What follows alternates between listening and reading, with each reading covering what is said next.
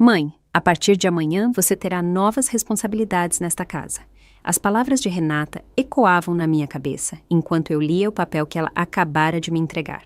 Não era uma sugestão, nem um pedido, era uma ordem. Minha própria filha, na minha própria casa, estava me dando uma agenda de trabalho como se eu fosse uma empregada doméstica recém-contratada. Se você não concordar, ela continuou com aquela voz fria que havia aperfeiçoado nos últimos meses, você pode fazer suas malas e ir embora. Esta casa precisa de alguém que realmente ajude, não de alguém que apenas ocupe espaço. Minhas mãos tremeram ao ler a lista. 6 da manhã. Acordar e preparar os cafés da manhã. 7.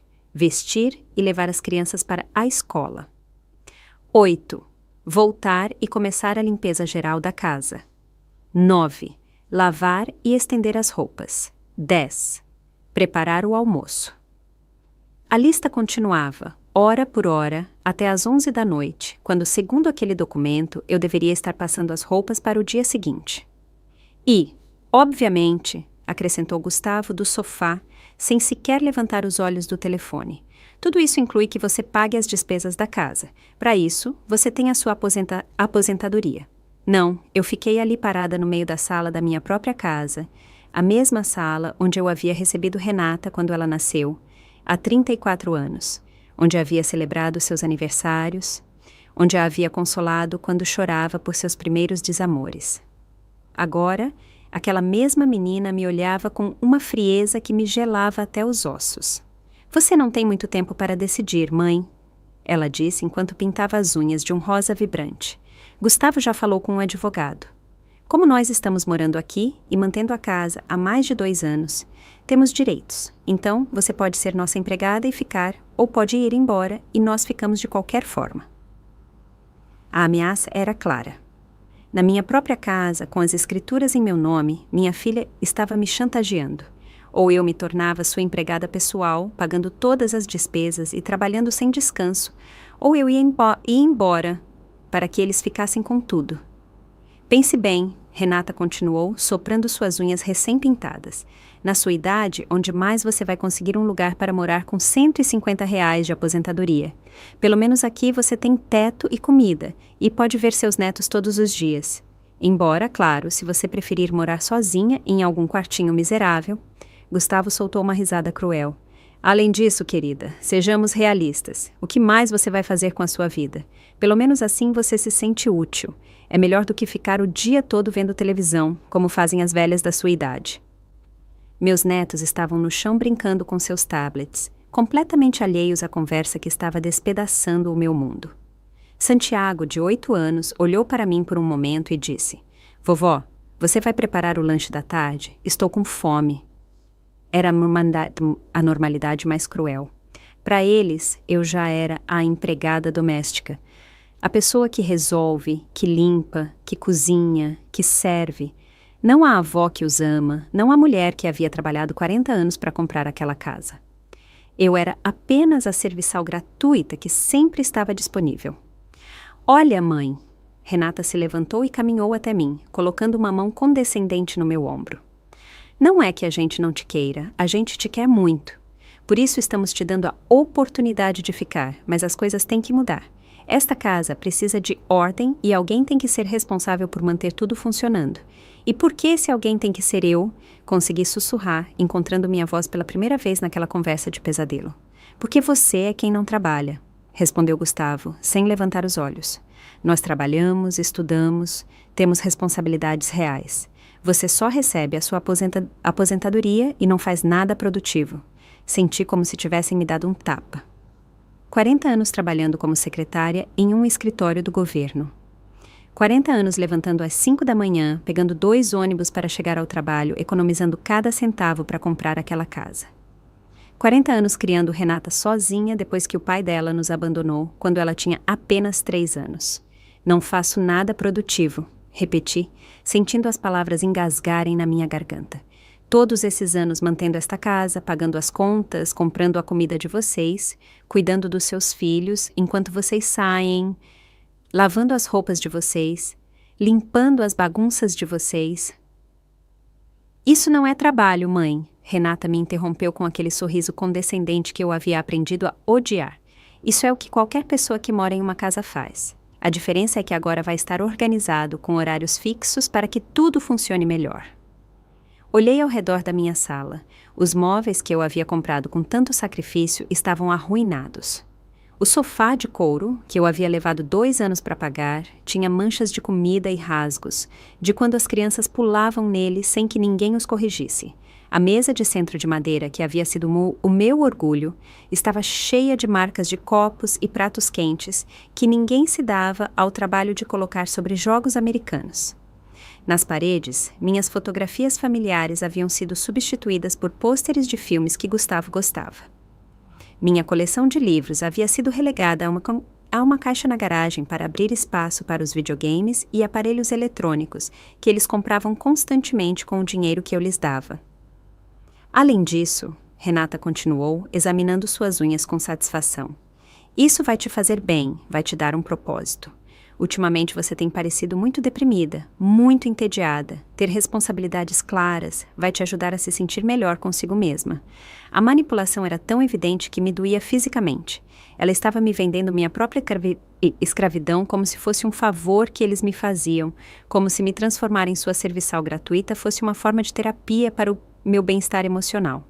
E nos fins de semana você também tem que trabalhar, acrescentou Gustavo, finalmente levantando os olhos do telefone. Os sábados são para a limpeza pesada da casa e os domingos para preparar a comida da semana. Não é que a gente esteja sendo cruel com você, querida. É só que precisamos que as coisas funcionem como em uma casa de verdade. Como em uma casa de verdade? Repeti, sentindo a raiva começar a substituir o choque. Esta não é uma casa de verdade? A casa que eu comprei, que eu mantive, onde eu os recebi quando não tinham onde morar? Sim, mas agora somos uma família. Renata respondeu com aquela lógica distorcida que me deixava sem palavras. E em uma família cada um tem o seu papel. O nosso é trabalhar e gerar renda. O seu é manter a casa funcionando. É justo. Valéria, minha neta de 6 anos, se aproximou e puxou minha saia. Vovó, você pode me dar biscoitos? Aqueles que estão em cima da geladeira. Eu a olhei e vi em seus olhos a mesma expectativa que eu via nos olhos de sua mãe quando ela tinha a idade dela.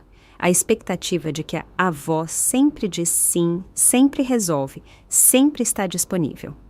Mas agora, aquela expectativa tinha uma agenda oficial, um contrato não assinado, uma ameaça implícita. Em 1 minuto, meu amor, eu disse, acariciando sua cabeça. Não, Renata interveio bruscamente. Valéria, sua avó vai seguir uma nova agenda. Se você quiser algo, tem que pedir na hora certa. Agora são 4 da tarde e, segundo o cronograma, este é o horário dela para preparar o lanche de qualquer forma. Caminhei em direção à cozinha com as pernas trêmulas, sentindo como se cada passo me levasse mais fundo em um abismo do qual eu não sabia se conseguiria sair. O cronograma ainda estava na minha mão, amassado pela pressão dos meus dedos. Era como segurar minha própria sentença de morte emocional. Ao abrir a despensa para o jantar, percebi como ela estava vazia. 3 biscoitos quebrados no fundo de um pacote, uma lata de atum vencida e meia sacola de arroz. Na geladeira, a situação não era melhor. 2 iogurtes que Renata havia comprado para ela, uma cerveja de Gustavo e as sobras do jantar de 3 dias atrás que ninguém mais havia querido comer. Vovó, não tem biscoitos! Gritou Valéria da sala com aquela impaciência que havia aprendido com a mãe. Já vou, meu amor, respondi, sabendo perfeitamente que teria que improvisar com o pouco que havia, ou melhor, com o pouco que me haviam deixado ter na minha própria cozinha. Ouvi os passos de Renata se aproximando. Seus saltos ressoavam com uma autoridade que antes não tinham naquela casa. Era como se o simples fato de ter me entregado aquele papel a tivesse transformado na dona oficial de tudo. Mãe, aproveito que você está na cozinha para te lembrar que amanhã você precisa ir ao supermercado cedo. Fiz uma lista de tudo que falta, ela disse, colando um papel na porta da geladeira. São como R$500 de compras. Ah, e você também precisa passar na farmácia para pegar as vitaminas das crianças e o shampoo especial do Gustavo. R$200. 1/4 da minha aposentadoria mensal para 1 semana de compras de uma família que havia decidido que o meu dinheiro era deles por direito próprio. Renata, Minha aposentadoria não dá para tanto toda semana, consegui dizer, embora minha voz soasse estranhamente pequena na minha própria cozinha. Ai, mãe, sempre com a mesma coisa. Ela suspirou dramaticamente. Você sabe que o Gustavo está economizando para comprar nossa própria casa. Não podemos ficar gastando nossos rendimentos em comida e coisas básicas. Além disso, você come aqui todos os dias. É normal que você contribua com as despesas. A lógica era tão distorcida que me dava vertigem. Gustavo estava economizando para a própria casa enquanto morava de graça na minha. Comia da minha comida e usava meus serviços. E eu, a verdadeira dona da propriedade, tinha que pagar pelo privilégio de ser sua empregada doméstica gratuita. E se eu não tiver dinheiro suficiente? Perguntei, embora já soubesse qual seria a resposta dela. Então você terá que se ajustar e comprar o básico primeiro. As crianças precisam comer bem. Mãe, você não pode ser egoísta com o dinheiro quando há pequenos na casa. Egoísta com o meu próprio dinheiro, na minha própria casa. A palavra se cravou como um punhal no meu peito. Gustavo apareceu na entrada da cozinha, espreguiçando-se como se acabasse de acordar de uma soneca. Eram 4:30 da tarde de uma terça-feira, e ele estava de pijama vendo televisão, enquanto eu me ocupava de todo o resto. Querida, você poderia preparar algo gostoso para o jantar? Hoje foi um dia pesado no trabalho, ele disse, abrindo a geladeira e pegando sua cerveja como se fosse a coisa mais natural do mundo. Um dia pesado? Não pude evitar perguntar. Pensei que você não tivesse saído a manhã toda. Eu trabalho de casa às terças-feiras. Ele respondeu com um tom que deixava claro que eu não tinha o direito de questionar seus horários. Reuniões virtuais, ligações importantes. É muito estressante, por isso preciso relaxar quando termino. Olhei para o relógio. 4:30 da tarde. Se ele havia trabalhado de casa, seu dia de trabalho havia durado exatamente 3 horas, considerando que à 1 da tarde eu o havia visto dormindo no sofá. Além disso, ele continuou, dando um longo gole em sua cerveja, Renata e eu estivemos conversando sobre algumas regras adicionais para que a casa funcione melhor. Por exemplo, precisamos que você respeite nossos espaços de descanso. Quando estivermos na sala vendo televisão, seria melhor que você não interrompesse com ruídos de limpeza ou cozinha. Mas o cronograma diz que eu tenho que cozinhar a essa hora, respondi, mostrando o papel que ainda tinha na minha mão. Sim, mas sem fazer barulho. Ou você pode cozinhar antes, quando não estivermos descansando. É questão de se organizar melhor. A contradição era absurda. Eu tinha que cozinhar em horários fixos, mas sem atrapalhar seus momentos de descanso, que aparentemente cobriam a maior parte do dia. Eu tinha que seguir regras estritas que mudavam conforme a conveniência deles. Renata voltou à cozinha com um sorriso que não chegava aos olhos.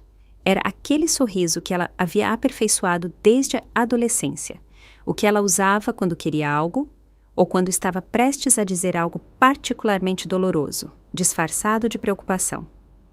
Mãe, eu também queria falar com você sobre o seu quarto, ela disse, apoiando-se na bancada como se fosse a dona do lugar. Gustavo e eu achamos que seria melhor você se mudar para o quartinho pequeno dos fundos. Nós precisamos do quarto principal porque é maior e temos mais coisas. O quarto principal. Meu quarto principal. O quarto onde eu havia dormido por 30 anos, onde havia chorado a morte do meu marido, onde havia sonhado em ver meus netos crescerem em um ambiente cheio de amor. Agora queriam me relegar ao quartinho de serviço, literalmente. Esse quarto é muito pequeno, Renata, eu disse, sentindo minha voz falhar. Mal cabe uma cama de solteiro. É perfeito para você, mãe. Afinal, você não precisa de muito espaço e assim nós podemos ter um armário maior para nossas roupas e as coisas das crianças. É mais prático para todos. Mais prático para todos. Esse era o mantra que justificava cada humilhação, cada perda de dignidade, cada passo em direção à minha conversão em uma sombra na minha própria vida. Além disso, acrescentou Gustavo, o quarto pequeno é mais perto da cozinha. Será mais fácil para você levantar cedo para preparar o café da manhã sem incomodar ninguém. Claro, minha nova localização na casa havia sido calculada para maximizar minha utilidade como empregada doméstica, perto da cozinha para servir melhor, longe dos espaços principais para não incomodar os verdadeiros habitantes da casa. E quando eu tenho que me mudar?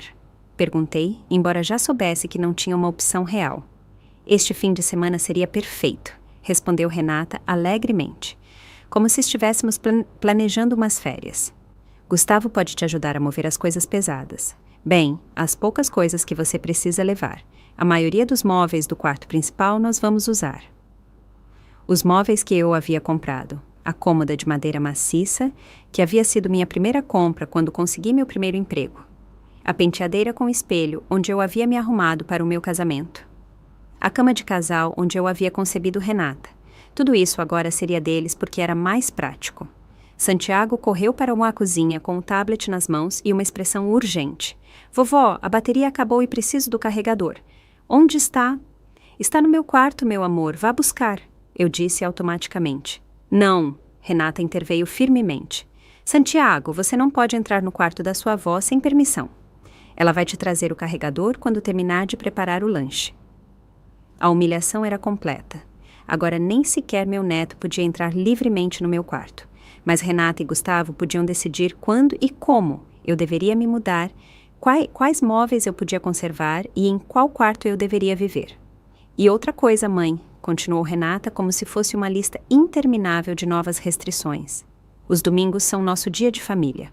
Gustavo e eu queremos passar um tempo de qualidade com as crianças, então seria melhor que você planeje sair nesses dias. Você pode ir ao parque, visitar alguma amiga, o que quiser, só precisamos de espaço para estar em família. Os domingos, meu dia de família também. O dia que eu havia reservado durante anos para fazer atividades especiais com meus netos, para cozinhar juntos, para ver filmes abraçados no sofá. Agora era o dia em que eu me transformava em uma intrusa na minha própria casa. E para onde eu devo ir todos os domingos? Perguntei, sentindo as lágrimas brotarem nos meus olhos. Não sei, mãe. Certamente você tem amigas. Pode ir caminhar, ir à igreja. Há muitas coisas que uma pessoa da sua idade pode fazer. O importante é que você tenha suas próprias atividades, que não dependa tanto de nós para se entreter.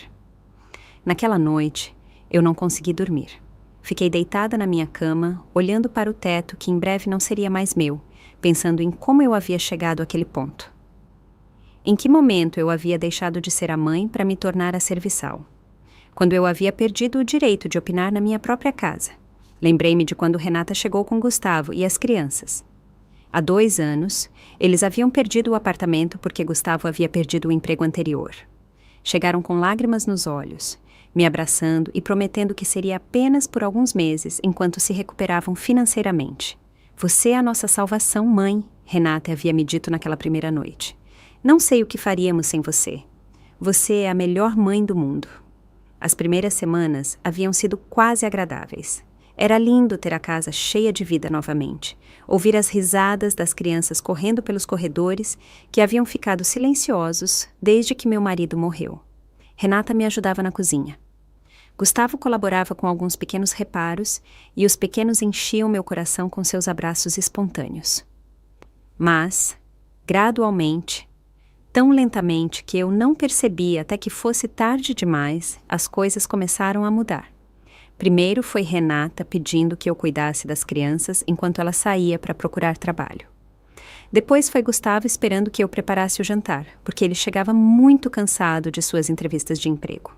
Depois, tornou-se natural que eu pagasse a comida, porque afinal, todos comemos aqui. Cada favor que ele eu fazia se transformava em uma expectativa.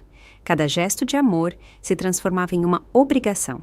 Cada vez que eu dizia, não tem problema, a um pedido, eu estava assinando minha própria sentença de escravidão emocional. Às 3 da manhã, ouvi ruídos na cozinha. Levantei-me silenciosamente e caminhei pelo corredor, encontrando Gustavo servindo-se cereais diretamente da caixa, deixando migalhas por toda a bancada que eu havia limpo antes de me deitar. Gustavo, está tudo bem? Sussurrei para não acordar as crianças.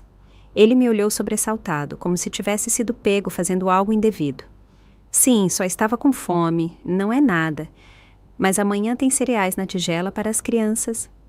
Eu disse, vendo que a caixa estava quase vazia. Ah, querida, não seja exagerada, são só cereais. Amanhã você compra mais. Ele respondeu, deixando a caixa vazia sobre a bancada e voltando para o quarto dele. Meu quarto. Eu fiquei ali parada no escuro, limpando as migalhas que ele havia deixado, constatando que essa era a minha vida agora. Limpar as bagunças deles em silêncio às 3 da manhã, enquanto ele dormia na minha cama sem a menor preocupação com as consequências de seus atos. Na sexta-feira de manhã, enquanto preparava o café da manhã segundo minha nova agenda oficial, Renata desceu com uma energia que eu não via há meses. Ela usava um vestido vermelho que eu não conhecia e sapatos que custavam mais do que a minha comida de uma semana. Mãe, preciso que você cuide das crianças o fim de semana todo, ela anunciou enquanto se servia café na minha xícara favorita, aquela que tinha pequenas flores pintadas e que meu marido havia me dado em nosso 5º aniversário. Gustavo e eu vamos a um retiro de casais no hotel do centro. Precisamos nos reconectar depois de tanto estresse. Um retiro de casais? Repeti, sem conseguir esconder minha surpresa. E com que dinheiro? Ai, mãe, sempre pensando em dinheiro. Ela respondeu com aquela risada artificial que havia aperfeiçoado. Gustavo recebeu um bônus no trabalho. Nós merecemos um descanso depois de tudo o que passamos. Um bônus. Gustavo, que trabalhava 3 horas por dia de casa, havia recebido um bônus. Mas, de alguma forma, esse dinheiro não era suficiente para comprar cereais ou para contribuir com as despesas da casa. Só era suficiente para hotéis de luxo e retiros românticos. E as crianças vão ficar bem comigo o fim de semana todo? Perguntei, embora já soubesse que minha opinião não importava. Claro que sim, você é a avó delas, é natural que as cuide. Além disso, segundo a sua nova agenda, nos fins de semana você tem tempo designado para atividades com eles, ela disse, verificando o telefone enquanto falava. Era verdade. No meu cronograma de escravidão, os fins de semana estavam marcados como tempo de cuidado intensivo de menores e limpeza pesada da casa. Aparentemente, meu descanso não existia no conceito de organização familiar deles. Renata, precisamos conversar, eu disse, sentindo algo se quebrar dentro de mim. Isso não pode continuar assim. Ela levantou os olhos do telefone com uma expressão de surpresa genuína, como se não pudesse entender por que eu estava protestando contra o meu destino, obviamente razoável. Conversar sobre o quê, mãe? Sobre a sua atitude negativa ultimamente? Porque sim, eu notei que você está muito rabugenta. Talvez você devesse ver um médico na sua idade. É normal que haja mudanças hormonais que afetem o humor. Mudanças hormonais. Minha indignação diante do abuso era um problema médico que eu deveria resolver. Minha resistência à humilhação era um sintoma da minha idade avançada que exigia tratamento profissional. Eu não estou doente, Renata. Estou cansada de ser tratada como uma empregada na minha própria casa, eu disse, surpreendendo-me com a minha própria clareza. Empregada? Ela repetiu, fazendo uma expressão ofendida que teria ganhado um Oscar. Mãe, como você pode dizer isso? Você é família. O que acontece é que em uma família cada pessoa tem responsabilidades. As nossas são trabalhar e gerar renda. A sua é manter a casa funcionando. É simples assim. E por que minhas responsabilidades incluem pagar todas as despesas e trabalhar 24 horas por dia? Perguntei, sentindo minha voz tremer, mas se tornar mais forte. Mãe, ninguém te pediu para trabalhar 24 horas. A agenda que te demos é muito razoável. Você tem tempo livre entre as atividades. Pode descansar, ver televisão, fazer o que quiser nos seus momentos livres. Olhei para o cronograma que estava colado na geladeira. Os momentos livres que ela mencionava eram intervalos de 30 minutos entre tarefas, suficientes para ir ao banheiro ou tomar um copo de água, mas não para descansar realmente. E o dinheiro? Por que eu tenho que pagar por tudo se vocês têm renda? Insisti. Porque nós estamos economizando para o nosso futuro, mãe. Não podemos ficar gastando nosso dinheiro em despesas correntes quando temos metas de longo prazo. Você já viveu a sua vida, já teve a sua oportunidade de economizar e planejar. Agora é a nossa vez. A lógica era devastadora em sua crueldade. Segundo o raciocínio deles, eu já havia tido a minha oportunidade de viver e agora minha função era financiar e facilitar as oportunidades deles. Minha aposentadoria, conquistada com 40 anos de trabalho, era menos importante do que as metas de longo prazo deles. Gustavo apareceu na cozinha, já vestido para sair, com um sorriso que me parecia cada vez mais repulsivo. Ele se aproximou de Renata e a beijou na bochecha, um gesto de posse e cumplicidade que me excluía completamente. Tudo pronto para o fim de semana? Ele perguntou, ignorando-me completamente, embora eu estivesse parada a menos de 1 metro de distância. Sim, meu amor. Já expliquei tudo para sua mãe. Ela vai cuidar das crianças e da casa, respondeu Renata, como se eu fosse mais um objeto que havia sido organizado para a ausência deles. Perfeito, querida. Só mais uma coisa, disse Gustavo, finalmente se dirigindo a mim. Na segunda-feira, minha mãe vem nos visitar por uns dias. Ela vai precisar do quarto de hóspedes, então seria bom que você o deixasse impecável. Ela também gosta de café da manhã bem cedo, tipo 6 da manhã. Espero que não seja problema. A mãe dele. Mais uma pessoa que eu teria que atender, alimentar e servir na minha própria casa. Mais uma boca para alimentar com o meu dinheiro. Mais uma pessoa que esperaria meus serviços como se fosse a coisa mais natural do mundo. E por quanto tempo ela vai ficar? Perguntei, embora já pressentisse que não gostaria da resposta. Não sabemos exatamente, depende de como ela se sentir. Ultimamente ela tem ficado muito sozinha desde que meu pai morreu. Então, achamos que estar com a família faria bem a ela. Ele respondeu como se minha casa fosse um hotel gratuito para pessoas necessitadas de companhia. Gustavo, sua mãe e eu não nos damos muito bem, eu disse, lembrando as poucas vezes que a havia conhecido e sua atitude desdenhosa em relação a mim. Ana, querida, esses são problemas do passado. Você tem que aprender a perdoar e esquecer. Além disso, ela é uma senhora mais velha, precisa de cuidados e atenção. Tenho certeza de que quando você a conhecer melhor, vocês vão se dar muito bem. Cuidados e atenção que, é claro, eu iria providenciar sem remuneração ou reconhecimento. Enquanto Renata e Gustavo desfrutavam de seu retiro romântico, eu estaria servindo cafés da manhã às 6 da manhã para uma mulher que me considerava inferior. E mãe, acrescentou Renata, colocando os brincos que completavam seu conjunto. Quando a sogra chegar, seria bom que você desse a ela o quarto principal. Nós podemos dormir no quarto das crianças por uns dias. Ela precisa estar confortável. O quarto principal que já haviam me tirado, agora seria dado à mãe de Gustavo. Eu, na minha própria casa, ocuparia o quarto menor enquanto uma completa estranha dormia na minha cama, usava meus móveis e esperava meus serviços. O fim de semana se tornou um pesadelo que superou todas as minhas expectativas mais sombrias. Renata e Gustavo partiram na sexta-feira às 2 da tarde, depois de me deixar uma lista adicional de instruções para o cuidado das crianças, que incluía horários específicos para refeições, atividades educativas, tempo de tela limitado e rotinas de sono estritas. É importante que você mantenha a disciplina, mãe. Renata havia me dito antes de entrar no táxi que eu havia pago até o hotel do centro. As crianças precisam de estrutura. Se você os mimar este fim de semana, depois será muito difícil que eles voltem a nos respeitar. Santiago e Valéria me olhavam com expectativa, esperando que eu desempenhasse o papel de animadora, cozinheira, professora e babá, tudo ao mesmo tempo. Não era culpa deles, é claro. Eram crianças se adaptando a um sistema onde a avó era a pessoa que resolvia tudo, enquanto seus pais desfrutavam de liberdades que eu havia esquecido que existiam.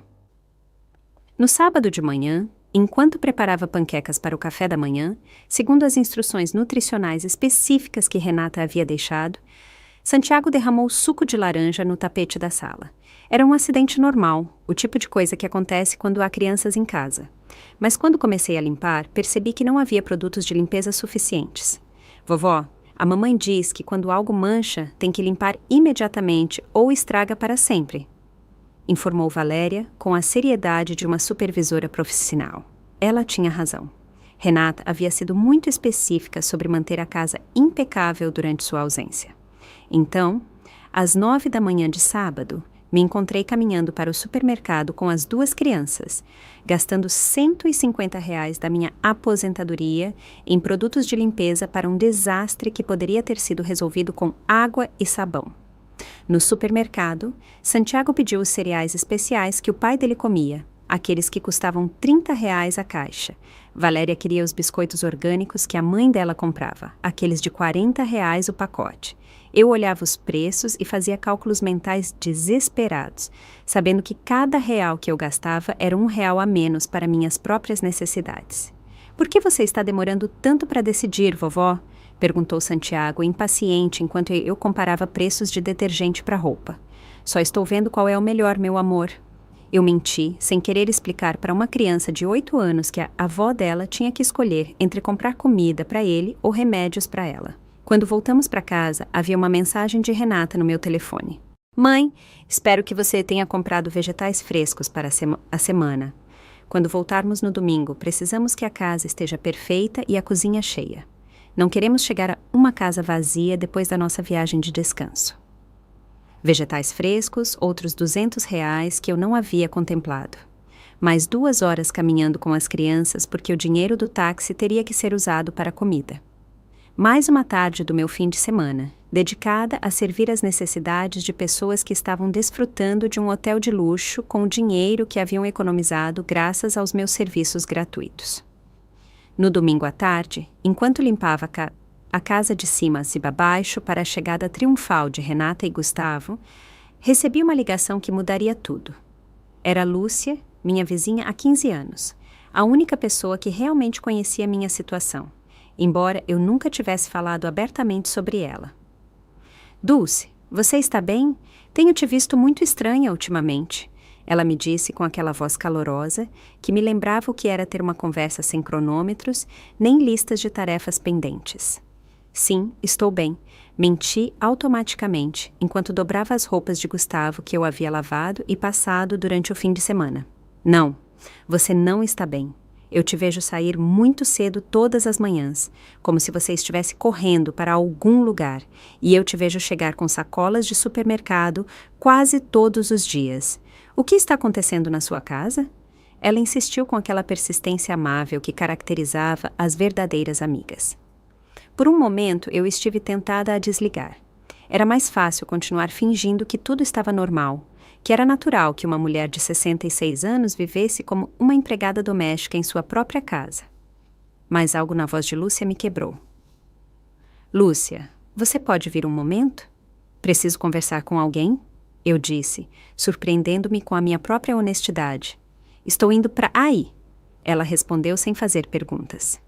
Quando Lúcia chegou, as crianças estavam vendo televisão na sala, completamente absortas em seus programas.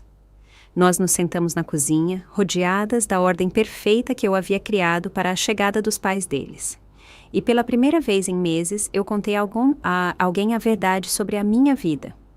Mostrei-lhe o cronograma, expliquei sobre o dinheiro, falei sobre a ameaça de me expulsarem da minha própria casa se eu não aceitasse ser sua empregada gratuita. Contei sobre o quartinho pequeno, sobre os domingos de exclusão familiar, sobre a mãe de Gustavo, que viria para ser servida por mim na minha própria cama. Lúcia me ouviu em silêncio com uma expressão que passou da surpresa ao horror e, finalmente, a indignação mais pura que eu havia visto em muito tempo. Dulce, isso é abuso, ela disse finalmente com uma clareza que me atingiu como um tapa da realidade. Isso não é normal. Isso não é o que uma família que te ama faz. Mas eles dizem que é justo, que em uma família cada um tem o seu papel. Comecei a repetir as palavras que havia escutado tantas vezes. Não. Ela me interrompeu com uma firmeza que me surpreendeu. Em uma família que funciona, os papéis são discutidos e acordados mutuamente. Ninguém impõe a ninguém uma agenda de trabalho sem salário. Ninguém ameaça ninguém de expulsar da própria casa. Isso não é amor, Dulce. Isso é exploração. A palavra ficou suspensa no ar entre nós. Exploração. Não era disfunção familiar, não era mal-entendido geracional. Não era minha incapacidade de me adaptar aos tempos modernos. Era exploração pura e simples. Mas o que eu posso fazer? Perguntei, sentindo as lágrimas finalmente encontrarem seu caminho depois de meses de estarem contidas. Eles têm razão em uma coisa. Na minha idade, com a minha aposentadoria, onde mais eu vou ir? Quem mais vai me querer? Dulce, olhe para mim, Lúcia disse, tomando minhas mãos entre as suas. Você tem 66 anos, não 96. Você tem uma casa própria, uma aposentadoria estável e, até onde eu sei, você tem todas as suas faculdades mentais perfeitamente claras. Você não precisa que ninguém te sustente. São eles que precisam de você. Era uma perspectiva tão simples e tão revolucionária que me deixou sem palavras. Por tanto tempo, eu havia assumido que eu era a sortuda por ter um lugar para morar, que eu havia esquecido que o lugar era meu. Eu havia assumido que eu era a beneficiária da generosidade deles, quando na realidade eles eram os beneficiários da minha. Além disso, continuou Lúcia, você realmente acha que isso vai melhorar com o tempo? Você acha que um dia eles vão acordar e decidir te tratar com respeito? Dulce, isso vai piorar. Cada limite que você permitir que eles cruzem vai se tornar o novo padrão mínimo de como eles te tratam. Ela tinha razão. O cronograma não havia surgido da noite para o dia. Havia sido o resultado de 2 anos de erosão gradual da minha dignidade, de pequenas concessões que haviam se tornado expectativas, de favores que haviam se transformado em obrigações. O que você faria no meu lugar? Perguntei a ela, embora já soubesse que a pergunta real era se eu teria a coragem de fazer o que eu sabia que era correto. Eu os expulsaria da minha casa amanhã mesmo. Ela respondeu sem hesitar. E se você não tiver a coragem de fazer isso ainda, pelo menos começaria a impor limites, a cobrar pelos seus serviços, a exigir respeito na sua própria casa, a lembrá-los de quem é realmente a dona de tudo isso. Ouvimos o som de um carro chegando. Renata e Gustavo haviam retornado de seu retiro romântico, bronzeados e relaxados, prontos para retomar a rotina, onde eu era sua empregada pessoal e eles meus chefes benevolentes. Dulce, Lúcia me disse antes de ir. Se precisar conversar, se precisar de ajuda, se precisar que alguém te lembre que você merece ser tratada com dignidade, me ligue dia ou noite. E pense nisso, se uma empregada doméstica trabalhasse as horas que você trabalha e ainda pagasse pelo privilégio de trabalhar, quanto tempo você acha que duraria naquele emprego? A pergunta me perseguiu enquanto Renata e Gustavo entravam na casa, verificando com olhos críticos se eu havia cumprido todas as suas expectativas durante a ausência deles. Me perseguiu enquanto eles reclamavam que faltava leite na geladeira e que eu não havia comprado toalhas novas suficientes para a visita da mãe de Gustavo. Naquela noite, deitada na minha cama, que em breve não seria mais minha, comecei a me perguntar pela primeira vez em muito tempo: o que aconteceria se eu simplesmente dissesse não? A segunda-feira de manhã chegou como uma tempestade perfeita de humilhações. Às 5:30 da manhã, a campainha me acordou com seu som estridente. Era Marisa Fonseca, a mãe de Gustavo, parada na minha porta com 2 malas enormes e a expressão de alguém que esperava ser recebida como uma rainha. Finalmente! Ela disse sem sequer me cumprimentar, empurrando suas malas para dentro da casa. O táxi demorou uma eternidade. Espero que Gustavo tenha te explicado minhas necessidades especiais para o café da manhã. Tenho o estômago muito delicado e não consigo comer qualquer coisa. Eram 5:45 da manhã. Eu nem sequer havia tido tempo de escovar os dentes ou pentear o cabelo, mas lá estava eu, recebendo instruções sobre as necessidades gastronômicas especiais de uma mulher que havia se convidado para minha casa por tempo indefinido. Bom dia, Marisa, consegui dizer, embora minha voz soasse rouca pelo sono interrompido. Gustavo me comentou que você vinha, mas... Sim, que bom que está tudo arrumado. Ela me interrompeu, olhando ao redor da minha casa com um olho crítico. Embora eu veja que este lugar precisa de alguns ajustes. Onde está o meu quarto? Estou muito cansada da viagem. Meu quarto, o quarto principal que já haviam me tirado e que agora seria dela durante sua estadia indefinida. Eu a guiei pelo corredor, carregando uma de suas malas que pesava como se tivesse pedras dentro, enquanto ela comentava sobre cada aspecto da minha decoração que não era do seu agrado. Este tapete está muito gasto, ela disse, apontando para o tapete persa que havia sido meu orgulho por anos. E essas cortinas são muito escuras. Na minha idade, preciso de muita luz natural. Você terá que trocá-las amanhã mesmo. Trocar as cortinas com meu dinheiro, é claro, para deixar meu próprio quarto mais confortável para uma hóspede que não havia sido convidada e que não tinha data para partir. Quando chegamos ao quarto principal, Marisa inspecionou tudo como um general revistando tropas. Abriu e fechou gavetas, avaliou o colchão sentando nele com diferentes níveis de força e finalmente declarou: isso servirá. Embora eu precise que você lave todos os lençóis com detergente hipoalergênico. Não consigo dormir em camas que não estejam impecáveis. Detergente hipoalergênico. Outra compra não planejada. Outra despesa que sairia da minha aposentadoria já esticada ao limite. Às 6 em ponto, como Gustavo havia prometido, Marisa apareceu na cozinha, esperando seu café da manhã especial. Ela usava uma camisola de seda e chinelos com plumas, como se fosse a dona de um hotel de luxo em vez de uma hóspede na minha casa. Preciso de 2 ovos mexidos, mas muito secos, nada de óleo. Torradas de pão integral, mas apenas levemente douradas, nada queimado. Café muito fraco, quase como chá. E frutas frescas, mas apenas as que estiverem perfeitamente maduras. Ela recitou suas exigências como se fosse um menu que eu deveria ter memorizado. Eu não tinha ovos, não tinha pão integral, não tinha frutas frescas porque havia gastado todo o meu dinheiro do fim de semana nos caprichos das crianças e nos produtos de limpeza para manter a casa perfeita para o retorno de Renata e Gustavo. Marisa, não tenho exatamente o que você pede, mas posso preparar algo semelhante. Comecei a explicar. Como assim você não tem? Ela me interrompeu com uma indignação que encheu toda a cozinha. Gustavo não te disse o que eu precisava? Isso é inaceitável. Uma casa sem os ingredientes básicos para um café da manhã decente. Naquele momento, Gustavo apareceu na cozinha, já vestido para ir ao trabalho, com aquela expressão de aborrecimento que ele fazia quando algo interferia em sua rotina perfeitamente organizada. O que está acontecendo aqui? Por que tanto barulho tão cedo? Ele perguntou, embora fosse a mãe dele quem havia estado gritando. Sua empregada doméstica não tem comida na casa, respondeu Marisa, apontando para mim, como se eu fosse um objeto defeituoso. Como vou tomar café da manhã sem os ingredientes básicos? Empregada doméstica. Ela nem sequer se havia dado ao trabalho de fingir que eu era algo mais do que isso. Para ela, eu era simplesmente o pessoal de serviço da casa do filho dela, contratada para atender às suas necessidades sem questionar. Dulce, você não foi ao supermercado este fim de semana?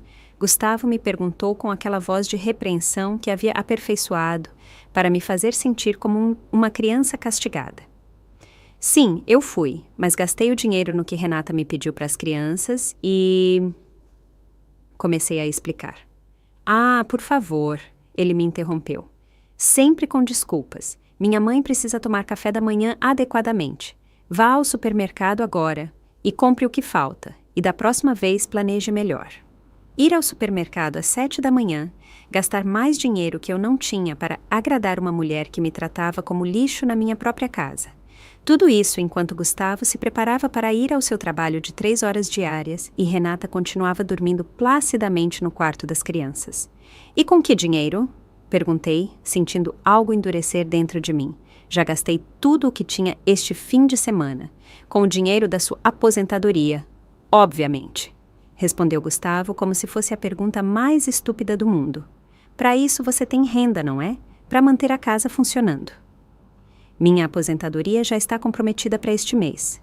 Eu disse com uma firmeza que me surpreendeu. Não tenho mais dinheiro disponível para despesas não planejadas.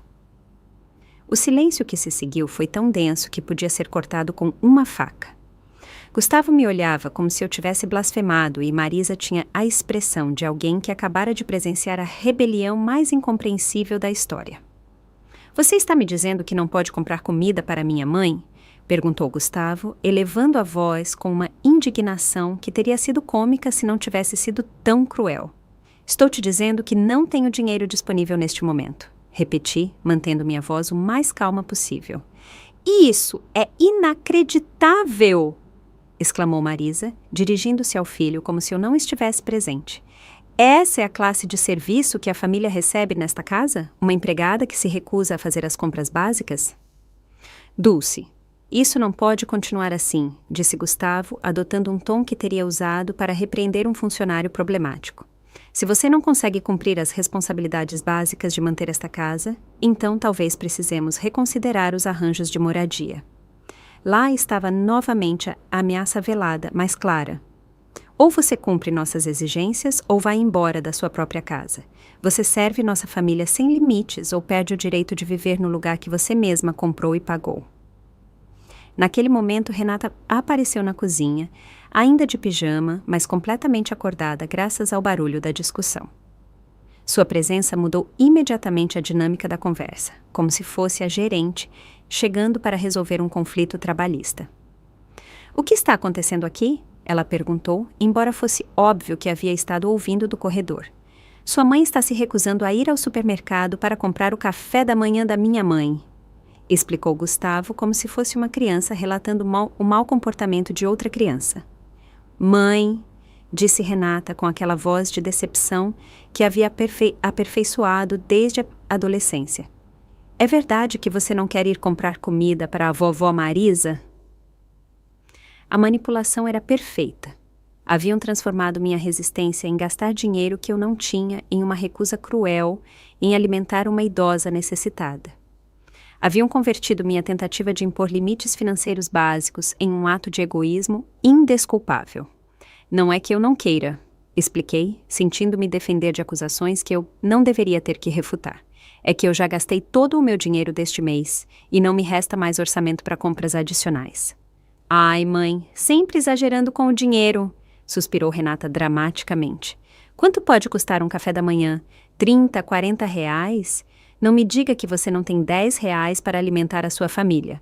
40 reais que se transformariam em 60 amanhã, em 90 depois de amanhã, em uma sangria constante da minha aposentadoria, para manter confortável uma mulher que me desprezava abertamente.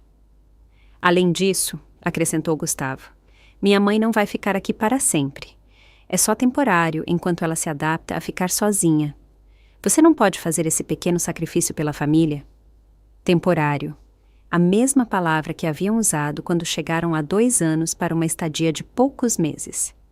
A mesma promessa vazia que haviam usado para justificar cada nova invasão ao meu espaço, cada nova demanda sobre o meu tempo, cada novo buraco no meu orçamento. E até quando a Marisa vai ficar? Perguntei, embora já soubesse que não gostaria da resposta. Não sabemos exatamente, respondeu Gustavo vagamente. Depende de como ela se sentir, de se ela encontrar atividades que goste no bairro, de se ela se adaptar bem à rotina da casa. A rotina da casa. Minha rotina de servir, limpar, cozinhar e pagar pelo privilégio de fazê-lo. A rotina onde eu era a empregada doméstica gratuita de uma família que havia decidido que minha casa era deles por direito próprio. Naquele momento, enquanto eu estava parada na minha própria cozinha, sendo repreendida por não querer gastar minha aposentadoria nos caprichos de uma mulher que me tratava como lixo, algo se quebrou definitivamente dentro de mim. Não foi um momento dramático de iluminação. Foi mais como quando uma represa se rompe. Primeiro uma pequena rachadura, depois um fluxo constante e finalmente uma avalanche imparável de clareza. Está bem, eu disse com uma calma que surpreendeu até a mim mesma. Vou ao supermercado para comprar o que Marisa precisa para o café da manhã dela. Todos pareceram relaxar imediatamente, como se minha rendição tivesse restaurado a ordem natural do universo, onde eu obedecia sem questionar, mas havia algo diferente na minha voz. Algo que nenhum deles detectou porque estavam muito acostumados a assumir minha submissão. Perfeito, mãe, disse Renata com aquele sorriso condescendente que ela reservava para quando eu entrava em razão.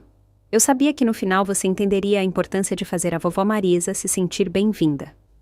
Eu me vesti rapidamente e saí em direção ao supermercado. Mas desta vez não fui direto para a seção de alimentos.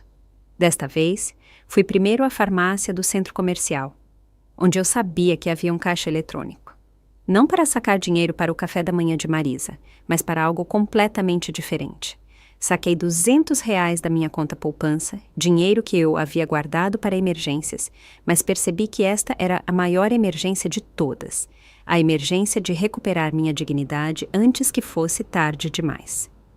Com o dinheiro na minha carteira, caminhei até o escritório de um advogado que eu havia visto anunciado no jornal local. Era cedo, apenas 8h30 da manhã, mas a recepcionista me informou que o Dr. Eduardo Teixeira atendia consultas de emergência a partir das 9h. É uma emergência? Me perguntou a recepcionista, uma jovem com um sorriso amável. Sim, respondi sem hesitar. Acho que sim. Eduardo Teixeira era um homem de uns 50 anos, com uma barba cuidadosamente aparada e olhos que transmitiam o tipo de experiência que vem de ter visto todo tipo de situações familiares complicadas. Conte-me o que está acontecendo, dona Dulce. Ele começou, consultando o cartão onde havia escrito meu nome. Dona Dulce Cavalcante, eu disse, e pela primeira vez em muito tempo pronunciei meu nome com algo parecido com orgulho. Doutor Eduardo, preciso saber quais são os meus direitos na minha própria casa. Eu expliquei toda a situação, a agenda de trabalho, as ameaças de me expulsarem da minha propriedade, a exploração financeira, a chegada de Marisa sem o meu consentimento. Falei por 20 minutos sem parar, como se fosse um dique que finalmente havia se rompido. Eduardo me ouviu sem interromper, fazendo anotações ocasionais e assentindo com expressões que iam da surpresa à indignação. Quando terminei, ele se recostou na cadeira e me olhou com uma mistura de compaixão e determinação profissional. Dona Dulce, o que a senhora está me descrevendo constitui abuso econômico e emocional. Ele disse com uma clareza que me atingiu como um raio. Sua filha e seu genro estão cometendo o que legalmente é conhecido como exploração de idosos. Mas eles têm direitos por terem morado na casa por 2 anos? Perguntei, lembrando as ameaças de Gustavo sobre consultar um advogado. Em alguns casos, depois de certo tempo, os ocupantes podem reivindicar direitos de posse, ele explicou. Mas esses direitos nunca incluem o direito de explorar o proprietário ou de impor-lhe condições de trabalho não remunerado. E definitivamente não incluem o direito de trazer hóspedes adicionais sem o consentimento do proprietário. Senti como se um peso enorme tivesse sido tirado dos meus ombros. Pela primeira vez em meses, alguém estava me confirmando que minha percepção da realidade era correta, que eu não estava sendo dramática ou ingrata. O que eu posso fazer? Perguntei. Embora, pela primeira vez em muito tempo, a pergunta viesse acompanhada de esperança em vez de desespero. Várias coisas. Ele respondeu consultando suas anotações. Primeiro, a senhora pode notificá-los por escrito que encerra qualquer acordo informal de moradia que tinham. Segundo, pode estabelecer limites claros sobre o uso de sua propriedade e seus recursos financeiros. Terceiro, pode solicitar que os hóspedes não autorizados deixem a propriedade imediatamente. E se eles se recusarem? Perguntei, pensando nas reações que minha família teria ao receber essas notificações. Então, temos várias opções legais, incluindo ordens de despejo e denúncias por abuso de idosos. Mas minha experiência me diz que quando as famílias percebem que a pessoa idosa está legalmente assessorada e conhece seus direitos, elas tendem a reconsiderar seu comportamento muito rapidamente. Eduardo me explicou que podia redigir uma carta legal naquele mesmo dia, estabelecendo novos termos para qualquer pessoa que quisesse continuar morando na minha casa. Termos que incluíam o pagamento de aluguel a preço de mercado, a contribuição equitativa para as despesas do lar e o respeito absoluto à minha autoridade como proprietária. Quanto custa esse tipo de assessoria? Perguntei, temendo que fosse mais dinheiro do que eu podia pagar. Para casos de abuso de idosos, temos taxas especiais. Ele me disse com um sorriso que me tranquilizou. R$200 pela consulta inicial e R$500 para redigir as notificações legais necessárias. Se o caso se complicar e precisarmos ir a tribunal, podemos discutir um plano de pagamentos. R$700, o que eu gastava em 2 semanas mantendo minha família. O que Renata e Gustavo haviam gasto em uma única noite de seu retiro romântico. Pela primeira vez em muito tempo, me pareceu que era dinheiro muito bem investido. Dr. Eduardo, quero que o senhor redija essas cartas hoje mesmo, eu disse, tirando o dinheiro da minha carteira com mãos que já não tremiam. Excelente decisão, dona Dulce. Essas cartas estarão prontas esta tarde. A senhora quer que eu as entregue pessoalmente à sua família ou prefere fazer isso você mesma? Eu mesma, respondi sem hesitar. Acho que é hora de ter uma conversa honesta com a minha família. Quando saí do escritório do advogado, me sentia uma pessoa completamente diferente. Não era que eu tivesse recuperado subitamente toda a minha confiança, mas pela primeira vez em meses eu tinha um plano, tinha apoio profissional, tinha direitos legais que ninguém podia tirar de mim com ameaças ou manipulação emocional. Mas antes de voltar para casa, eu tinha mais uma parada para fazer. Fui ao banco e falei com a gerente sobre mudar as senhas de acesso às minhas contas e estabelecer limites estritos sobre quem podia fazer transações em meu nome. A senhora teve problemas com acesso não autorizado às suas contas? Me perguntou a gerente, uma mulher eficiente que parecia entender imediatamente a situação. Digamos que quero ter certeza de que só eu posso gerenciar meu dinheiro de agora em diante. Respondi. Muito sensato, ela me disse enquanto processava as mudanças. A senhora também quer revisar quem tem autorização para usar seus cartões de crédito? Excelente pergunta. Renata vinha usando meu cartão de crédito há meses para emergências, que nunca eram reembolsadas. Era hora de essas emergências se tornarem responsabilidade de outras pessoas. Quero cancelar todas as autorizações adicionais. Eu disse firmemente. Só eu terei acesso às minhas contas e cartões. Quando finalmente voltei para casa, eram quase 11 da manhã. Haviam se passado 4 horas desde que eu saí, supostamente para comprar o café da manhã de Marisa, e eu voltava com as mãos vazias, mas com algo muito mais valioso, um plano de ação e o apoio legal necessário para executá-lo. Gustavo já havia ido para o trabalho, mas Renata e Marisa estavam na sala, claramente aborrecidas com a minha demora. As crianças estavam na escola, o que significava que teríamos privacidade para a conversa que estava prestes a acontecer. Finalmente! Exclamou Marisa ao me ver entrar. Onde você esteve? São quase 11 horas e eu não tomei café da manhã. E onde está a comida? Perguntou Renata, notando que eu não trazia sacolas do supermercado. Precisamos conversar, eu disse, mantendo minha voz calma, mas firme. Nós 3, agora mesmo. Algo no meu tom deve tê-las alertado, porque ambas ficaram em silêncio, olhando para mim com uma mistura de surpresa e cautela que não demonstravam há muito tempo. Sentem-se, eu disse apontando para o sofá. Esta conversa vai mudar muitas coisas nesta casa. Eu estive no escritório de um advogado, comecei, observando como suas expressões passavam da irritação ao alarme em questão de segundos. E aprendi algumas coisas muito interessantes sobre meus direitos como proprietária desta casa. O silêncio que se seguiu foi ensurdecedor. Renata me olhava com aquela expressão que ela fazia quando era criança, e era pega fazendo algo que sabia que estava errado. Marisa, por sua vez, parecia genuinamente confusa, como se não pudesse entender por que uma empregada doméstica estaria consultando advogados. Mãe, o que você está fazendo? Perguntou Renata com uma voz que tentava soar preocupada, mas que não conseguia esconder o pânico. Por que você foi ver um advogado sem nos dizer nada? Porque eu queria entender exatamente qual é a minha situação legal na minha própria casa, respondi, mantendo minha voz serena. E acontece que é muito diferente do que vocês me fizeram acreditar. Tirei os documentos que Eduardo havia preparado em tempo recorde. 3 cartas com papel timbrado oficial, dirigidas respectivamente a Renata, Gustavo e Marisa. O peso do papel em minhas mãos parecia o peso da minha própria dignidade sendo restaurada. Estas são notificações legais. Continuei, colocando os documentos sobre a mesa de centro. Vocês podem lê-las agora ou podem esperar que eu as entregue formalmente esta tarde, mas o conteúdo é o mesmo. Renata se levantou imediatamente e pegou sua carta, lendo-a com uma velocidade que revelava seu desespero em entender o quão grave era a situação. Marisa pegou a dela com mãos trêmulas enquanto eu observava como sua expressão de superioridade se transformava gradualmente em choque. Isso é ridículo! Exclamou Renata depois de ler apenas a primeira página. Você não pode nos expulsar de casa. Somos sua família.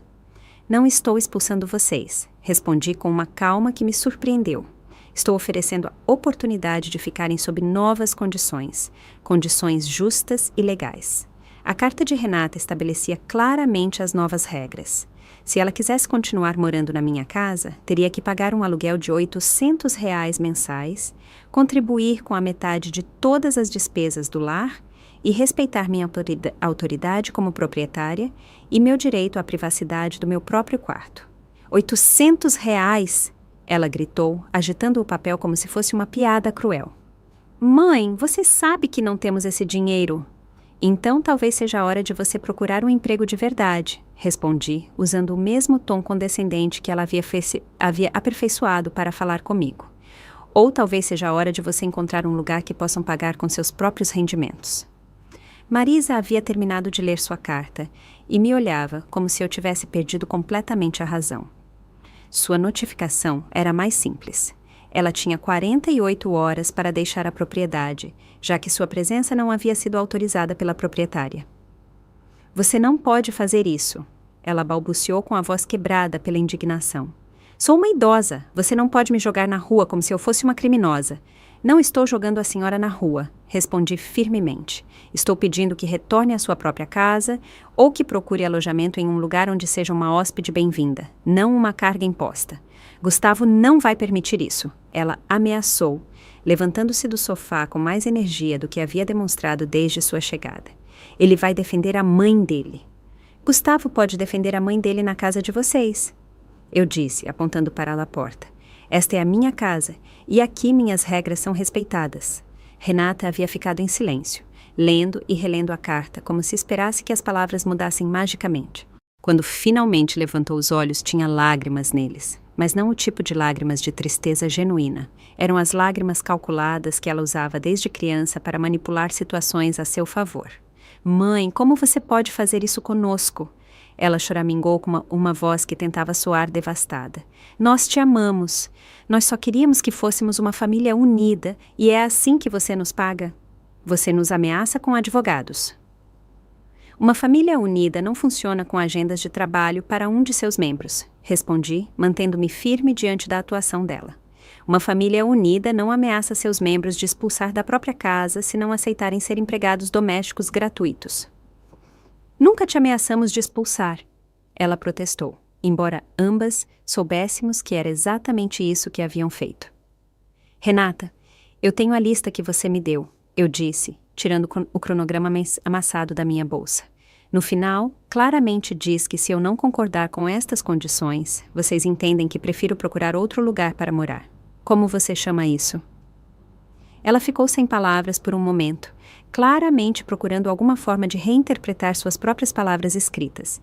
Finalmente, optou por mudar de estratégia. Está bem, talvez fomos muito rigorosos com o horário. Ela admitiu, adotando um tom conciliador. Podemos mudar isso, podemos ser mais flexíveis. Você não precisa trazer advogados para resolver problemas familiares. O problema não é só o horário, Renata, eu disse, sentindo-me mais forte a cada palavra. O problema é que vocês me transformaram em sua empregada doméstica não remunerada. O problema é que vocês gastam minha aposentadoria como se fosse de vocês. O problema é que vocês convidam gente para a minha casa sem a minha permissão e esperam que eu os atenda. Marisa, que vinha ouvindo nossa discussão com crescente agitação, finalmente explodiu. Isso é uma loucura! Gustavo me disse que morava com uma família amorosa. Não me disse que moraria com uma idosa louca que pensa que a casa dela é um hotel. Precisamente, eu respondi, olhando-a diretamente nos olhos. Esta não é um hotel, é a minha casa. E na minha casa, os hóspedes são convidados, não impostos. Mas eu sou a mãe do Gustavo! Ela gritou como se isso lhe desse direitos automáticos sobre minha propriedade. E eu sou a proprietária desta casa. Repliquei com uma firmeza que eu não sabia que possuía. Sua relação familiar com Gustavo não lhe dá direito sobre o meu lar. Renata vinha calculando silenciosamente, provavelmente fazendo contas sobre quanto realmente lhes custaria viver de forma independente. Quando ela falou novamente, sua voz tinha um tom desesperado que eu nunca havia escutado. Mãe, sejamos realistas, ela disse tentando soar racional. Nós não podemos pagar R$800 de aluguel mais as despesas de uma casa. Você sabe disso. E você também não pode viver sozinha na sua idade. Nós precisamos um do outro. Eu já vivi sozinha antes, respondi. Vivi sozinha por 10 anos depois que seu pai morreu, antes de vocês chegarem, e vivia muito bem, muito obrigada. Mas agora você é mais velha. Ela insistiu, jogando a carta da minha idade como último recurso. O que você vai fazer se ficar doente? O que você vai fazer se precisar de ajuda? Vou contratar ajuda profissional se precisar, eu disse. Uma ideia que acabava de me ocorrer, mas que soava perfeitamente sensata. Há muitos serviços para idosos que cobram por seus serviços e os fornecem com respeito e profissionalismo. Você vai pagar a estranhos em vez de aceitar a ajuda da sua família? Ela perguntou como se a ideia fosse pessoalmente ofensiva. Vou pagar por serviços profissionais em vez de ser explorada por pessoas que se aproveitam do meu amor por elas. Corrigi. Há uma diferença muito importante. Naquele momento, o telefone tocou. Era Gustavo, provavelmente ligando para verificar se sua mãe havia sido devidamente atendida durante sua ausência. Renata correu para atender, falando em sussurros urgentes que claramente comunicavam que havia uma crise familiar em desenvolvimento. Enquanto ela falava, Marisa se aproximou de mim com uma expressão que havia mudado da indignação para algo parecido com o respeito. Era a primeira vez que ela me olhava como se eu fosse uma pessoa real em vez de um móvel falante. Dulce, ela disse com uma voz consideravelmente mais suave. Talvez possamos chegar a algum acordo. Não tenho que ficar no quarto principal. Posso dormir no sofá? Oh, Marisa, eu a interrompi gentilmente. O problema não é onde a senhora dorme. O problema é que a senhora veio à minha casa sem meu convite, esperando ser atendida como uma hóspede de honra por tempo indefinido. Isso não é justo para nenhuma de nós duas. Gustavo chegou em casa 20 minutos depois da ligação de Renata com uma expressão que eu nunca havia visto antes. Não era sua habitual arrogância condescendente, era algo muito mais perigoso. Era a cara de um homem que percebia que seu mundo parasitário estava prestes a entrar em colapso. Dulce, precisamos conversar. Ele disse com uma voz controlada que não me enganava em nada. Renata me contou sobre essas cartas ridículas que você trouxe de algum advogado charlatão. O doutor Eduardo Teixeira não é um charlatão, respondi calmamente. Ele é um advogado especializado em direitos de proprietários e proteção de idosos. E estas cartas não são ridículas, são notificações legais perfeitamente válidas. Isso é uma traição. Ele explodiu, deixando cair toda a pretensão de diplomacia.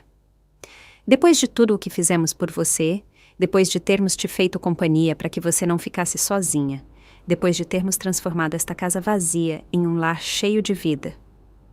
A distorção da realidade era tão extrema que quase me fez rir. Segundo a versão deles dos fatos, eles haviam estado me fazendo um favor ao vir morar de graça na minha casa, comer minha comida, usar meus serviços e gastar meu dinheiro. Gustavo, você tem 42 anos. Eu disse com uma paciência que me custava manter. Se você quer viver em uma casa cheia de vida, pode comprar sua própria casa e enchê-la com toda a vida que quiser, mas não às minhas custas. Nós temos economizado para comprar nossa casa. Ele gritou como se isso justificasse 2 anos de exploração. Mas é impossível economizar quando há tantas despesas. Você não entende o quão caro é criar 2 crianças. Você tem razão, admiti, surpreendendo-o com meu acordo. Eu não entendo o quão caro é criar 2 crianças, porque quando eu criei Renata, eu paguei todas as despesas dela com o meu próprio dinheiro. Eu não procurei uma pessoa idosa para me sustentar. Marisa, que vinha observando a discussão do sofá, decidiu intervir com sua versão de apoio maternal. Dulce, eu entendo que você esteja confusa, mas Gustavo é um bom pai e um bom filho. Ele não merece ser tratado assim por uma mulher da sua idade que claramente está perdendo o juízo. Perdendo o juízo? Repeti.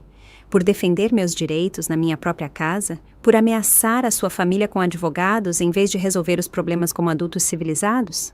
Respondeu Marisa com aquela superioridade moral que havia aperfeiçoado ao longo dos anos. Adultos civilizados não impõem agendas de trabalho a membros de sua família, repliquei. Adultos civilizados não ameaçam expulsar a proprietária de sua própria casa. Gustavo vinha andando de um lado para o outro da sala, claramente calculando suas opções. Quando ele parou, tinha aquela expressão que ele fazia quando estava prestes a jogar sua carta mais forte. Está bem, Dulce. Ele disse com um sorriso que não chegava aos olhos. Se você quer brincar com advogados, podemos brincar com advogados, porque acontece que nós também estivemos consultando sobre os nossos direitos. Que direitos? Perguntei, embora já suspeitasse para onde ele estava indo. Os direitos de inquilinos que moram em uma propriedade há mais de 2 anos. Ele respondeu triunfantemente. Os direitos de pais que estão criando seus filhos em um lar estável. Os direitos de uma família que vem mantendo uma propriedade que estava se deteriorando por falta de cuidado. Era exatamente a ameaça que Eduardo havia me avisado que eles tentariam usar. A diferença era que agora eu estava preparada para enfrentá-la. Gustavo, eu disse com uma calma que claramente o desorientou. Sugiro que você mostre essas consultas legais ao seu advogado de verdade, porque o meu me assegurou que nenhum tribunal no país daria direitos de inquilino a pessoas que não pagaram aluguel e que vêm explorando economicamente o proprietário. A expressão de Gustavo mudou imediatamente. Era óbvio que suas consultas legais haviam sido buscas na internet ou conversas com amigos, não assessoria profissional real. Além disso, continuei, tirando meu próprio as da manga, meu advogado me informou que o que vocês vêm fazendo se chama exploração de idosos e que é um crime federal. Então, se você quiser envolver mais advogados nesta situação, vá em frente, mas eu aviso que as consequências legais para vocês serão muito mais graves do que para mim. O silêncio que se seguiu foi absoluto. Até as crianças que haviam chegado da escola durante nossa discussão e estavam ouvindo do corredor ficaram completamente quietas. Você está nos ameaçando de nos processar? Perguntou Renata com uma voz pequena que ela não usava desde que era adolescente. Não estou ameaçando vocês com nada, eu respondi. Estou explicando quais são as consequências legais de suas ações. As mesmas consequências que meu advogado me explicou esta manhã. Santiago apareceu na entrada da sala, com sua mochila da escola ainda nos ombros e uma expressão confusa. Por que todo mundo está gritando e por que a vovó está chorando? De fato, Marisa havia começado a chorar. Mas não eram lágrimas de tristeza, eram lágrimas de raiva e humilhação de alguém que percebia que havia perdido completamente o controle de uma situação que acreditava ter dominado. Não é nada, meu amor, eu disse a Santiago, aproximando-me para abraçá-lo. Nós, os adultos, estamos tendo uma conversa importante sobre como vamos viver nesta casa. Nós vamos sair de casa? Perguntou Valéria, que havia aparecido atrás do irmão com os olhos arregalados. A pergunta inocente da minha neta partiu meu coração, mas também me lembrou por que eu estava fazendo tudo isso. Essas crianças mereciam crescer em um ambiente onde as relações familiares se baseassem em amor e respeito mútuo, não em exploração e manipulação. Isso depende dos pais de vocês, respondi honestamente. Se eles decidirem que querem ficar aqui respeitando as regras da casa e contribuindo de forma justa, podem ficar. Se não, terão que procurar outro lugar para morar. Que regras? Perguntou Santiago com aquela curiosidade direta que as crianças têm. Regras como que todos os adultos que vivem aqui têm que trabalhar e contribuir com as despesas, expliquei. Regras como que ninguém pode obrigar outros membros da família a trabalhar sem descanso. Regras como que todos merecemos ser tratados com respeito. Gustavo me olhou com uma expressão que teria sido intimidadora há uma semana, mas que agora me parecia simplesmente patética. Dulce, você está confundindo as crianças com esses dramas de adultos? As crianças já estavam confusas, repliquei. Estavam confusas ao ver a avó ser tratada como uma empregada doméstica. Estavam confusas ao ouvir os pais falarem em expulsar a avó da própria casa. Agora, pelo menos, estão ouvindo que há outra forma de viver em família.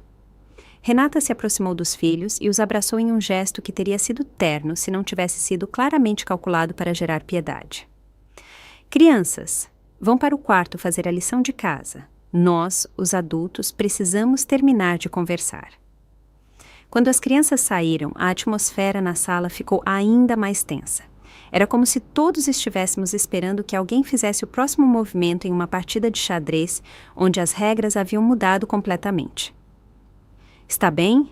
Disse finalmente Gustavo, adotando um tom de negociação.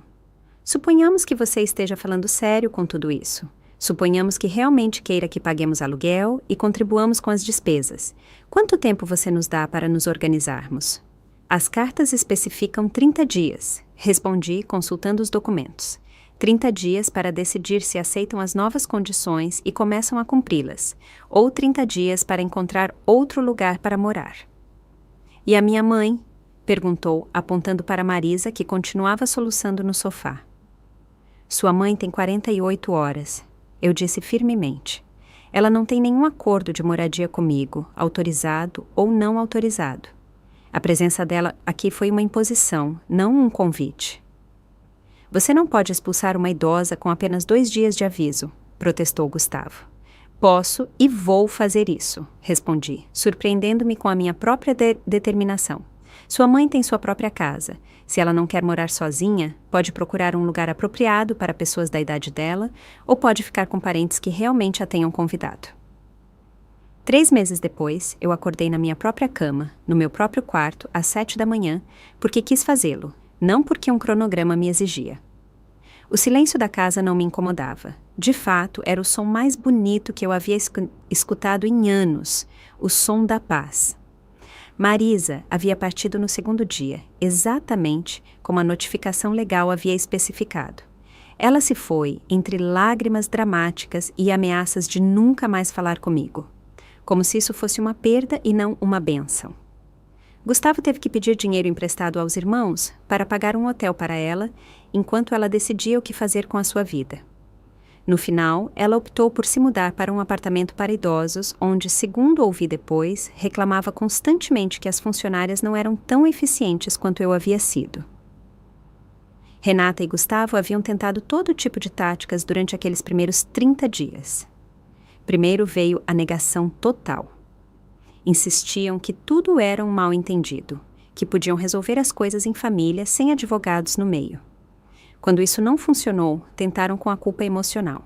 Me lembravam constantemente que eu estava perdendo a oportunidade de ver meus netos crescerem, como se vê-los crescer exigisse que eu fosse sua babá não remunerada 24 horas por dia.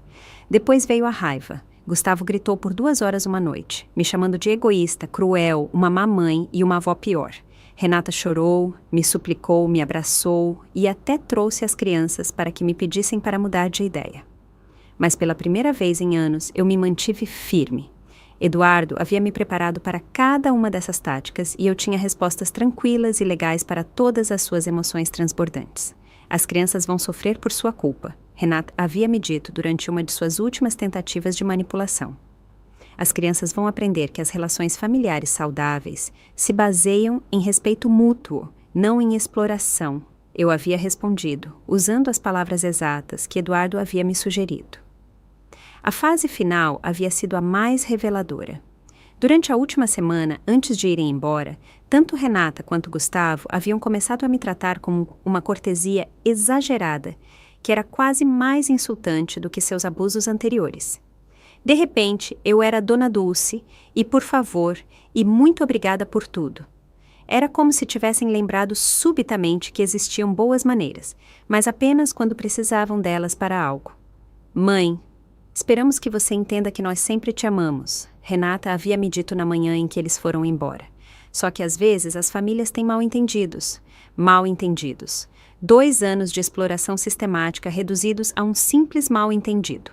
Como se tivesse sido uma confusão sobre quem deveria tirar o lixo e não uma campanha deliberada para me transformar em sua empregada doméstica gratuita. Mas eles haviam ido embora. Foram para um apartamento de 2 quartos do outro lado da cidade, um lugar que custava exatamente R$800 mensais de aluguel, mais despesas. Aparentemente, quando se tratava de pagar a um proprietário estranho, eles tinham o dinheiro. Só quando se tratava de me pagar a mim, sua família, o dinheiro deles não era suficiente. Os primeiros dias depois da partida deles haviam sido estranhos. A casa parecia enormemente vazia depois de 2 anos de barulho constante, demandas urgentes e o estresse perpétuo de servir outras pessoas. Mas gradualmente, essa sensação de vazio havia se transformado em algo completamente diferente: liberdade. Eu podia tomar café da manhã quando queria, podia ver a televisão que eu gostava, podia decidir o que cozinhar com base nos meus próprios desejos, não nas exigências nutricionais de 4 pessoas diferentes. Podia gastar minha aposentadoria nas minhas próprias necessidades e até me dar pequenos luxos que eu havia esquecido que existiam. A primeira vez que comprei flores frescas para a minha mesa de jantar, eu comecei a chorar ali mesmo no supermercado. Eram R$60 que antes teriam ido para cereais especiais ou shampoo hipoalergênico para hóspedes não convidados.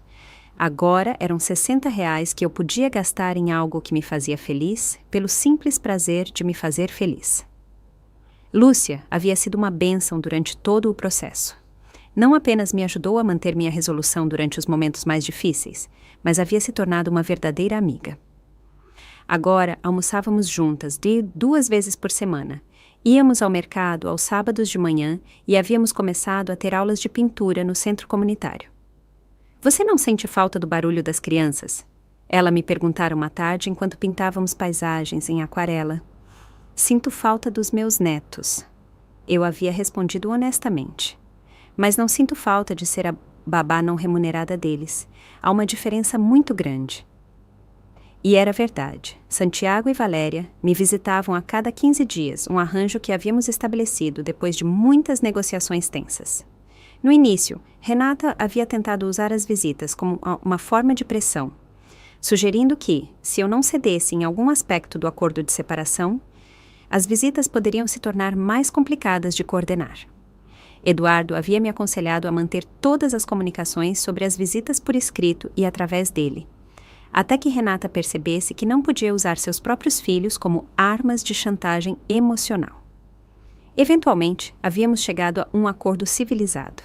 As crianças vinham a cada 15 dias, das 10 da manhã às 6 da tarde, e eu as levava para fazer atividades divertidas que eu podia pagar agora que não estava subsidiando o estilo de vida de 4 adultos. A diferença na minha relação com Santiago e Valéria era notável. Quando eu não era responsável por eles 24 horas por dia, quando não tinha que me preocupar com seus horários de comida, sua disciplina e seu entretenimento constante, eu podia simplesmente ser a avó deles. Podia mimá-los um pouco, rir com eles, ouvir suas histórias da escola sem me distrair pensando em qual tarefa doméstica eu tinha que fazer depois. Vovó, por que você não mora mais com a gente? Valéria me perguntara durante uma de suas primeiras visitas. Porque os adultos precisam dos seus próprios espaços para serem felizes. Eu havia explicado a ela. Sua mãe e seu pai precisam do seu próprio lar onde possam tomar suas próprias decisões, e eu preciso do meu próprio lar onde possa tomar as minhas. Mas você ainda nos ama? Ela havia insistido com aquela preocupação genuína que me partia o coração. Eu os amo mais do que tudo no mundo. Eu havia assegurado, abraçando-a forte. E precisamente porque eu os amo tanto, quero que aprendam que as pessoas que se amam se tratam com respeito e carinho. Não se aproveitam umas das outras. Santiago, que era mais velho e mais observador, havia entendido a situação de maneira surpreendentemente madura. Mamãe e papai te faziam trabalhar muito, não é, vovó? Sim, meu amor, eu havia admitido. Mas agora todos estamos aprendendo formas melhores de ser uma família. Naquela manhã, 3 meses depois da grande mudança, eu acordei com uma sensação que havia esquecido completamente, expectativa positiva. Não ansiedade sobre quais demandas me esperariam durante o dia, mas curiosidade genuína sobre quais coisas boas eu poderia escolher fazer. Eduardo havia me ligado na semana anterior para me informar que Renata e Gustavo haviam retirado oficialmente qualquer reivindicação legal sobre minha propriedade. Aparentemente, suas consultas com advogados reais lhes haviam confirmado o que eu já sabia. Eles não tinham nenhum direito legal sobre minha casa e qualquer tentativa de estabelecer tais direitos apenas resultaria em acusações por exploração de idosos. Como se sente a liberdade, Dona Dulce? Eduardo me perguntara com aquele sorriso caloroso que eu havia aprendido a se apreciar tanto. Sinto como acordar de um pesadelo muito longo. Eu havia respondido. Sinto como lembrar que sou uma pessoa, não um objeto. Naquela manhã, eu me levantei quando quis, tomei café da manhã do que quis e me vesti para ir à minha nova atividade favorita, as aulas de dança para idosos que eu havia descoberto no centro comunitário. Aos 66 anos, eu estava aprendendo a dançar salsa. Havia feito novas amigas e estava redescobrindo partes de mim mesma que havia esquecido que existiam. Enquanto me preparava para sair, olhei meu reflexo no espelho do banheiro. A mulher que me devolvia o olhar já não tinha aquela expressão perpetuamente cansada e ansiosa que havia carregado durante os últimos 2 anos. Tinha os olhos brilhantes, as costas retas e algo que eu havia perdido sem perceber, tinha dignidade. Ao sair de casa, fechei a porta com chave e caminhei em direção ao ônibus com passos firmes. Era minha casa, minha vida, minha decisão. E pela primeira vez em muito tempo, essas palavras não me assustavam, me enchiam de orgulho porque eu havia aprendido a lição mais importante da minha vida. Nunca é tarde demais para recuperar o respeito por si mesma, e uma vez que você o recupera, ninguém pode tirá-lo novamente. Não importa o quanto eles te amem ou o quanto você os ame. O amor verdadeiro, eu havia descoberto, nunca exige que você sacrifique sua dignidade. E a família verdadeira nunca te pede para se tornar menos do que você é para que eles possam ser mais. Se você gostou da minha história, pode me apoiar fazendo um super thanks. Assim eu consigo escrever muitas outras histórias como essa. Muito obrigado desde já. E você? O que faria no lugar dessa pessoa? Quero muito saber a sua opinião, então escreve aqui nos comentários. Fico sempre curioso para saber o que vocês acham. Ah, e me conta também onde você ouviu essa história. Se quiser ouvir mais histórias de vida como essa, curte o vídeo e se inscreve no canal. Tem muitas outras esperando por você. Um grande abraço e até a próxima!